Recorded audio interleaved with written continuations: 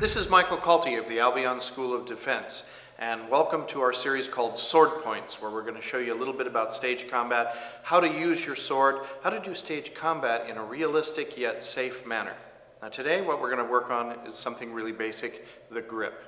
This is a rapier, a beautiful clamshell that I have here, and there's several components that a rapier generally has. A knuckle bow, which protects your knuckles from cuts, so you always have your hand coming in from the top here, and the knuckle bow is below when you're holding the sword. Queons, that's the crossbar here, and if you look inside here, you have what we call podons. Those are little circles right there. So the index finger of the sword hand goes across the queon and into the lower podon as you're holding it, and the rest of the hand folds onto the handle. Now that is a basic grip of the sword that has a queon. This is what I call a cutting grip. I'm going to move over here to show you this a little better. The cutting grip really grips it like you would a hatchet handle. You can just grip it right in your hand like that. Keep it very tight. Now it's very important that when you're making a cut, you keep an angle between the blade and the forearm. This is what I call the power grip. Okay, the power grip, because that gives you the power to actually cut with the sword.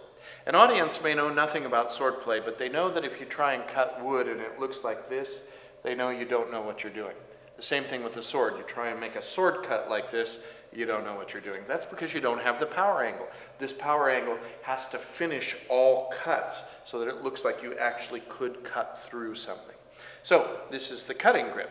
Now this won't work for a point grip because you have to have everything line up so you can put all of the focus of the energy out on the point, and that comes straight out from your body through your arms and into the point. You have to line all that up to make that happen.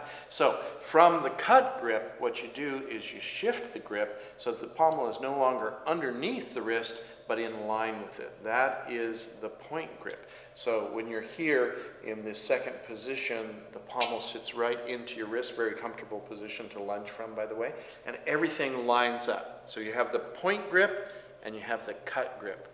Two very different grips, both very usable. I hope this helps your swordplay. Thanks.